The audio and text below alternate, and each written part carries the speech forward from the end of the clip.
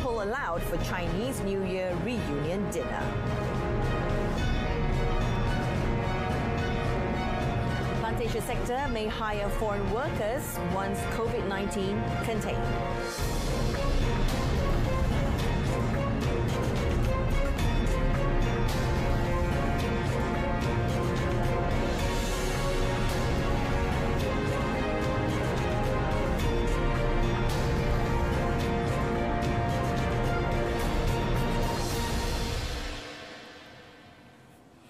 Good evening. Thanks for joining us. You're watching News at 10. I'm Jessica Lee.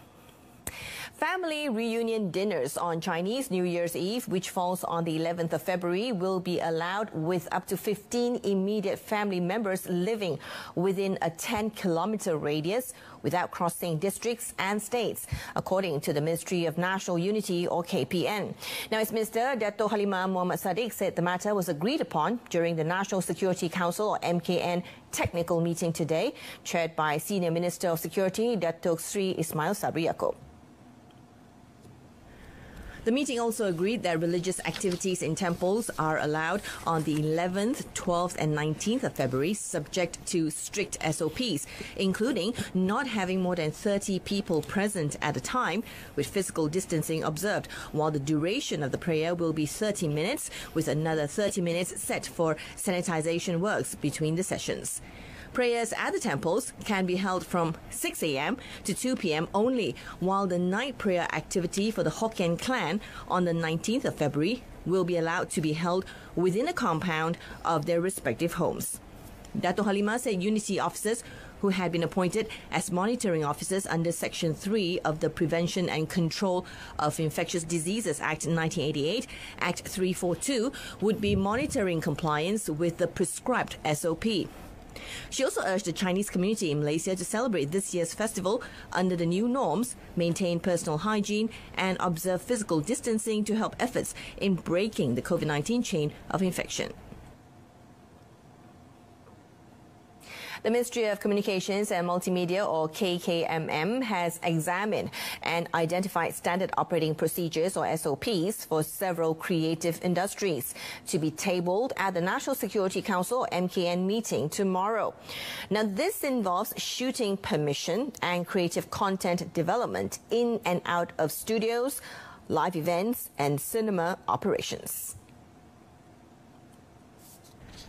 Its Minister, Datuk Saifuddin Abdullah, said even though the creative industry is not classified as an essential service for the duration of the movement control order, the livelihoods of 80% of artists who rely on daily income in the industry must be taken into consideration. Jadi yang kita nak minta ialah supaya dibenarkan mereka buat penggambaran di luar. Lagi banyak penggambaran boleh dibuat, lagi banyak job boleh dibagi, lebih ramai orang dapat pekerjaan. Itu alasan mengapa kita minta supaya dibenarkan penggambaran. He explained that based on past records, no artists have been infected by the coronavirus while shooting. And in the case of a possible infection, contact tracing will be easy as the crew member list has been identified by the production company. He added that the SOPs devised with FINAS and other relevant associations is considered to be secure enough to prevent the spread of COVID-19. If allowed, FINAS and several other associations have offered to conduct monitoring in shooting sessions to ensure compliance with the stipulated SOPs. The plantation and commodities industry may only be given the exemption to recruit foreign workers after the government has brought the COVID-19 pandemic under control in this sector. Plantation Industries and Commodities Minister Dr. Muhammad Khairuddin Aman Razali said currently the government is still trying to ensure that plantation operators provide conducive accommodation for their workers so as to comply with the COVID-19 standard operating procedures, or SOPs. Currently, the government's stand is freezing the intake of foreign workers to prioritise and preserve the health and safety of Malaysian citizens. Dan kita sendiri menggerakkan kempen untuk semua peringkat di sektor sawit, sektor perkayuan, sektor getah untuk melakukan SOP yang ketat untuk memastikan tiada perdabakan. Kalau itu berjaya kita laksanakan, mungkin akan datang kerajaan boleh pertimbangkan pengecualian. Previously, the ministry had received numerous applications from the aforementioned sectors to be exempted from the government's freeze on migrant worker recruitment.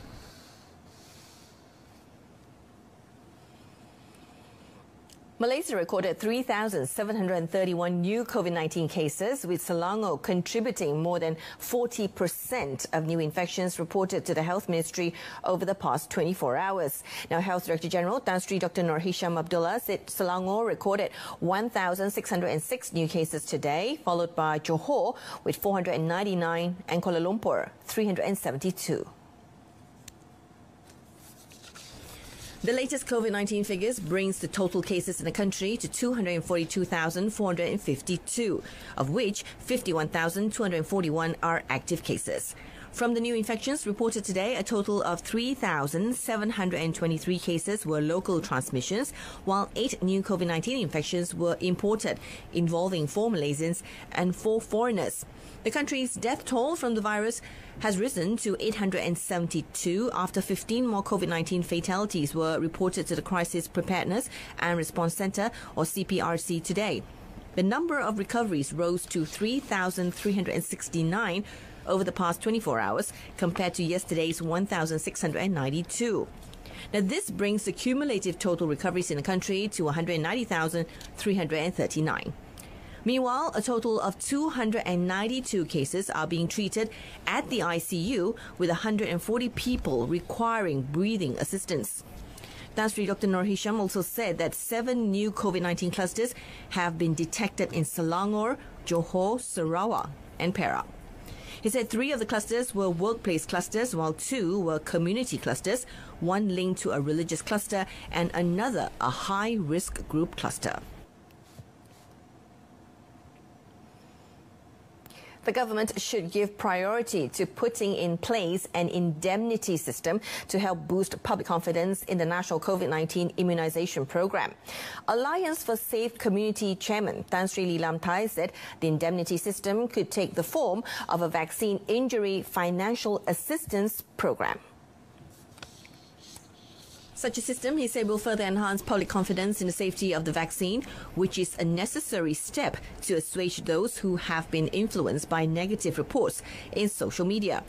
In a statement today, Tan Sri Lee said it is important to ensure transparency in the procurement of the drugs, which must also be evidence-based. To ensure that the maximum benefit accrues from the immunization process, he said there must be systems put in place to ensure transparency and the avoidance of wastage.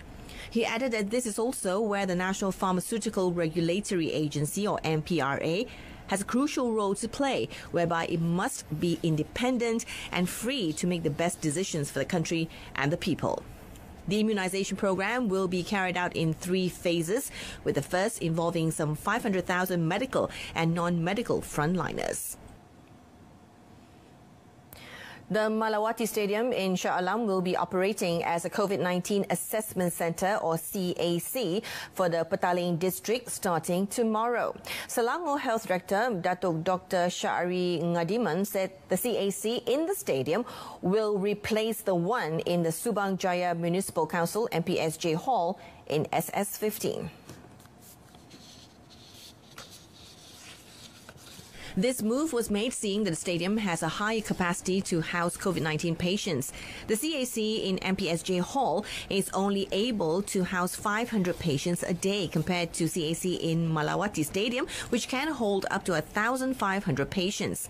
Now, this is also deemed a requirement due to the rising number of COVID-19 cases in the Petaling district. The CAC will operate from Monday to Saturday and will be closed on Sundays. It will play a vital role in evaluating COVID-19 patients before they are sent to the hospital, COVID-19 quarantine and treatment centre PKRC in Serdang, or ordered to undergo quarantine at home. Now, the prices of chilies and red onions, which went through the roof recently, have dropped significantly and returned to normal since last week. Now, Domestic Trade and Consumer Affairs KPDNHEP Deputy Minister Datuk Rosol Wahid said supplies of both goods from India and Pakistan had resumed after being temporarily suspended due to flooding in the region. He said that the prices of red onions and chilies have dropped by more than 10% as the supply has started to stabilize in the market. He added that the ministry will ensure enough supply in the market, particularly during festive season. Datuk Rosol said the ministry will continue to monitor prices and supply of goods by mobilizing 2,300 enforcement officers nationwide to stop price and supply manipulations that would burden consumers. Tapi saya nampak dengan suasana yang berlaku sekarang, dengan import daripada luar negara dah belum boleh masuk daripada India dan juga Pakistan, maka isu harga bawang saya rasa tak timbul lagi. Kerana barang bekalan dah cukup. Selama ni dia harga naik kerana berlaku banjir di India dan juga Pakistan. Jadi dengan suasana semua dah pulih, maka ianya akan turun. He said this to reporters after visiting the family of an outstanding student, Muhammad Muaz Zofri, 13, in Kampung Losong, Kuala Terengganu today. Now, the pilot study to strengthen the system of managing the disposal of abandoned cars will run for a period of 6 months. Housing and Local Government Minister Datuk Zuraida Kamarudin said the study would involve 5 local authorities, including the Kajang Municipal Council, Ampang Jaya Municipal Council and Klang Municipal Council. Mereka akan merancangkan dia punya SOP dan sebagainya, apakah proses dia, dan lepas tu dalam masa 6 bulan kita lihat kaedah-kaedahnya bagaimana. Jadi kita nak buat dalam test ini, kita nak pastikan 100% kereta itu akan dapat dilupuskan. Yang cermin kita akan hantar ke cermin, ke pusat recycling cermin. Yang mana plastik kita hantar ke plastik, yang mana scrap metal kita anu scrap metal, dan schedule waste, itu semua kita nak make sure holistic. Jadi speaking at a press conference after officiating the first Centre of Excellence facility at the Pangkor Island incinerator plant today, Datuk Zuraida said her ministry would seek the cooperation of the Road Transport Department in managing the disposal of abandoned cars, which might also become a mosquito breeding ground. In addition, she said a good disposal system could reduce the expenditure of local authorities as they no longer need to rent a site to place the towed abandoned vehicles.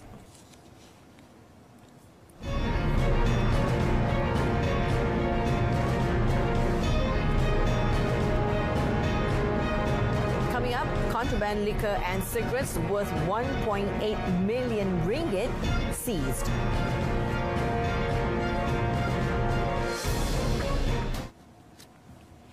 Now, the Enhanced Movement Control Order, or EMCO, previously imposed at the Bentong and Taiping prisons and staff quarters will be extended until the 22nd of February. The Senior Minister of Security, Datuk Sri Semasa said the EMCO imposed at the 2 places was initially supposed to expire tomorrow, but has been extended by another 2 weeks due to new COVID-19 cases. In a statement, he said to date, 767 positive cases of COVID-19 have been reported at the Bentong prison. The most recent was on Friday, where 13 more new cases were recorded. Similarly, at the Taiping prison and staff quarters, Datuk Sri Sabri said there have been 112 new cases recorded in the past week. The MOH also confirmed that 40 remaining screenings are pending results at the prison. He said the SOPs at both prisons would be applied throughout the extended period until 22nd of February. Meanwhile, the senior minister said the government agreed to end the EMCO at block transit at the Jelebu prison in Negeri Sembilan as scheduled today. Now, bored of sitting at home during the movement control order and wanting to meet up with friends was the main excuse given by 20 people detained for illegal gambling. Now, the individuals, mostly senior citizens, were in a rented house used as a gambling den in Air Itam, Pulau Pinang. The raid at 1 a.m. on Sunday morning was carried out by state police after observing them for a week. Now, police say that the individuals arrested were surprised by the raid and did not have time to escape. Upon inspection, police found gambling equipment such as cards, mahjong blocks, as well as cash on the table amounting to 1,350 ringgit. Now, those caught consisted of 5 women and 15 men aged from 50 to 70. They have been taken to the Northeast District Police Headquarters for further action. State Criminal Investigation Department Director SAC Rahimi Rais confirmed the arrests. He said the suspects were being investigated under Section 4, Subsection 1 and 6, Subsection 1 of the Open Gaming House Act 1953, Section 269 of the Penal Code and Section 16 of the Prevention and Control of Infectious Diseases Act and regulations for violating the MCO. A teacher was charged with 5 counts of sexual crimes at the Kota Baru Sessions Court today after being accused of sexually assaulting a teenage boy last month. Muhammad Khairi Hassan, 53, pleaded not guilty and claimed trial after the charges were read out to him before Judge Ahmad Bazli Barudin. In the first charge, the accused through WhatsApp had offered a red Yamaha LC to the 17-year-old boy to commit an offence under Section 15 of the Sexual Offences Against Children's Act 2017 for non-physical assault, which could be penalised under Section 12 of the same Act for child grooming. The offence allegedly occurred at 4:37 p.m. on 13th of January in Kampung Pau Butut, Peringkat. For second and third charges, the accused has sexually assaulted the same victim at a hotel room at 3 p.m. on the 29th of January. He was charged under Section 14A of the same Act for these offences. He was then charged under Section 11, Subsection 1A and Section 15, Subsection F of the same Act for sexually communicating with a child for the fourth and fifth charges. The incidents occurred on 13th and 14th of January at 9:22 a.m. and 10:31 a.m. respectively in Kampung Pau. Deputy Public Prosecutor Hajarul Falina Ita Abu Bakar prosecuted, while the accused was represented by counsel Ahmad Nuri Abdul Rahman. The court set 30,000 ringgit bail in one surety and asked the accused to report to the nearest police station on the first day of every month. The court set 11th of April for remention. A syndicate distributing alcoholic drinks and cigarettes while evading taxes and customs operating actively in Klang Valley and Johor was successfully crippled in 4 separate raids by the General Operations Force, or PGA. Now, following the series of raids, 15, including 9 foreigners believed to be members of the syndicate, were arrested. Alcoholic drinks and cigarettes worth a total of 1.8 million ringgit were also confiscated. According to PGA Central Brigade Commander SAC Muhammad Abdul Halim, the raids were conducted on Friday. The operation took place at 3 locations around Sungai Besi and Puchong, which saw the arrest of 1 Malaysian and 5 Myanmar nationals, including 2 women. Also seized were 454 boxes of beer, 78 boxes of whiskey, and 450 cartons of cigarettes. Meanwhile, in Johor, 5 locals and 4 Indonesians were apprehended in Bukit Gambir, Muar. 36 barrels of wine essence and 1,353 bottles of whiskey were confiscated. The case is currently being investigated under the Customs Act 1967 as well as the Immigrations Act 1963.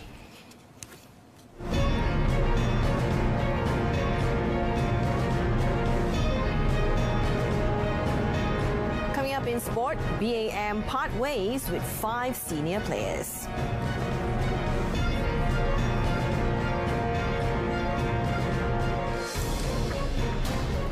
Now, the country's top women's singles shuttler, Sonia Chia, and 4 other senior players have been dropped by the Badminton Association of Malaysia, or BAM, following their poor performances at 3 tournaments in Thailand recently.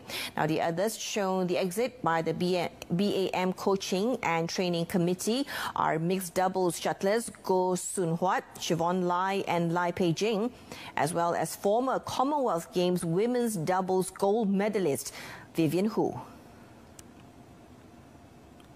In a statement, BAM said the decision to release the players was made following a periodic review of Project 24, which is a strategic plan aimed at installing a winning mentality and creating world beaters to help Malaysia win gold at the 2024 Paris Olympics and enter the Thomas Cup finals.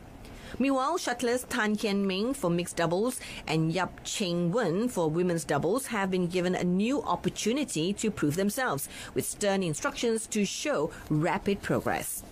The committee also decided to promote Wyman Goh, Lee Shun Yang, Shakim Ayman, K. Lashana, Yap Roy King, Nur Firdaus Azman, Lu Bing Kun, and Louis Xing Hao to the national backup squad from their probation. As for the coaches, particularly in men's and women's singles, they have been ordered to concentrate on improving the performances of their charges, as another round of review would be conducted after the upcoming European circuit.